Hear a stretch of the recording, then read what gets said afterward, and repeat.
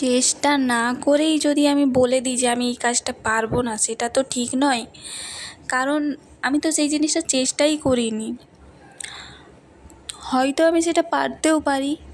তো আমার মতে চেষ্টা না করে কোনো জিনিস না বলে দেওয়া একদমই উচিত না। তুমি আগে চেষ্টা করো, জিনিসটা দেখো। হ্যাঁ, একদিনে হয়তো সেটা হবে না, কিন্তু আস্তে আস্তে ঠিকই সেই কাজটা তুমি পারবে। তার জন্য তোমাকে অনেক অনেক প্র্যাকটিস করতে হবে। প্র্যাকটিস হচ্ছে এমন একটা জিনিস, যে জিনিসটা তুমি আজকে পারছো না, সেই জিনিসটা তুমি কন্টিনিউ 1 মাস করো, তারপর দেখবে যে তুমি 10 গুণ ভালো করছো আজকের তুলনায়। আমার ক্ষেত্রেও ঠিক সেম জিনিসটা হয়েছিল, যে আমি যখন এইসব কাজ শুরু করেছিলাম, মানে আমার ভালো লাগতো, তো আমি নিজেই ভাবতাম যে আমি পারবো না, হয়তো ভালো লাগে তো কী হয়েছে। কিন্তু তারপরে ভাবলাম না, একবার চেষ্টা করেই দেখি পারবো কি পারবো না। তো সেই দিন চেষ্টা করেছিলাম বলে আজকে জিনিসটা আমার এতটা বেটার হয়েছে, মানে আমার মতে অনেকটাই বেটার হয়েছে। প্রথম তোমরা দেখেইছো আমি ছোট ছোট বোতলে ডিজাইন করেছি, তারপর ছোট ছোট মাটির ভাঁড়ে ডিজাইন করতাম, তারপর ফোন কভারেও ডিজাইন করেছি। এখন রিসেন্টলি আমি মাটির থালা বাটি সবই বানাচ্ছি, সাথে এই যে ব্লাউজটা দেখতে পাচ্ছ, এটা অ্যাকচুয়ালি ব্লাউজ ছিল, তো এই ব্লাউজের ওপরেও ডিজাইন করছি। তো এইভাবে আস্তে আস্তে নতুন নতুন কাজ মানে শিখতে পারবে তোমরাও। নিজেদের ইচ্ছা হবে, যখন তুমি একটা কাজের মধ্যে ঢুকবে, তখন আবার ইচ্ছা হবে যে এর থেকে বেটার আমি কিছু করি, আরও কিছু নতুন নতুন কাজ করি। তো এভাবেই আমার চলছে। যাই হোক, এসব কথা এখন ছাড়া যাক।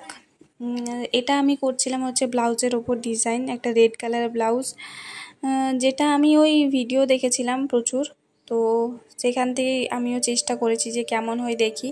কিন্তু জানি না রঙগুলো কতদিন থাকবে বা থাকবে না। আমি আমার মতন ভালো করার চেষ্টা করেছি, বাকিটা তোমরা দেখতেই পাবে কেমন হয়েছে।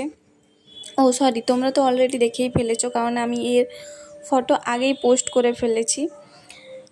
তো এইটা আমি করেছিলাম মায়ের জন্য, নতুন ব্লাউজ নিয়ে এসেছিলাম। তারপর ভয়ও লাগছিলো যে নতুন ব্লাউজ কিনে এনেছি, যদি এটা খারাপ হয়ে যায়, নষ্ট হয়ে যায়, তাহলে পুরো টাকাটাই আমার গেল জলে।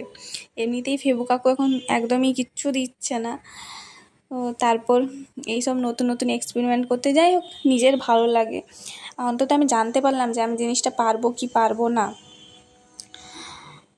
এটার পর আমি আর একটাও ডিজাইন করেছি, যেটার ভিডিও আমি না, ওটার ভিডিও হয়তো ঠিক মতো নেওয়া নেই, তবে ছবি পোস্ট করব।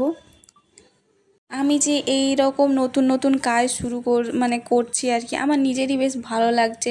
মানে এই কাজগুলো করতে অনেক ধৈর্য লাগে, যারা এইসব কাজ করো তারা জানো। কিন্তু ওটা না কিছু মনে হয় না, মানে খুব ভালো লাগে কাজগুলো করতে বেশ।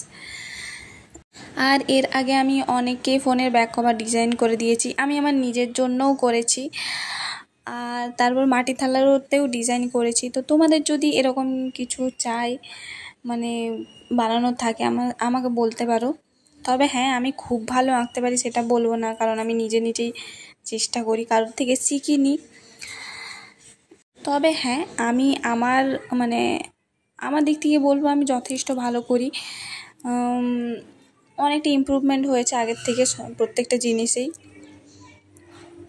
যাই হোক, তোমাদের জিনিসগুলো কেমন লাগে অবশ্যই আমাকে জানাবে। আর এই একটা জিনিস করার একটা কাজ করার পর আমার মনে হয় যেন আমি কত কিছু করে ফেলেছি। আমি 2-4 দিন একটু ভালোভাবে ঘুমাই, তারপর আবার একটা কাজ শুরু করি। আর আমার ব্যাকগ্রাউন্ড থেকে অনেক সাউন্ড আসছে, আমি বুঝতে পারছি, কিন্তু কিছু করার নেই। দিনের বেলায় ভয়েস দিলে এরকমই, বাইরে যত আওয়াজ হয় সবই আসে। আর রাত্রেবেলা এখন আর ভয়েস দিতে পারি না, কারণ আমাদের এখানে মেলা চলছে, প্রচুর সাউন্ড হয়। তো সেই কারণেই আর কি ভয়েস দেওয়াও হয়ে উঠছে না। যাই হোক, তোমরা যারা পুরো ভিডিওটা দেখলে তারা অবশ্যই জানিও যে এটা কেমন হয়েছে, আর তোমাদের আমার কাজগুলো কেমন লাগে। ভালো লাগলে অবশ্যই সবাই একটা লাইক কমেন্ট করে দেবেন। শেয়ারটা বলছি না, ওটা যে যার নিজের ইচ্ছে। যাই হোক, সবাইকে টাটা, বাই বাই, খুব ভালো থেকো, সুস্থ থেকো, আর আমার ভিডিও আর পোস্টগুলো দেখতে থাকো। দেখা হচ্ছে পরের কোনো ভিডিওতে বা ফটোতে।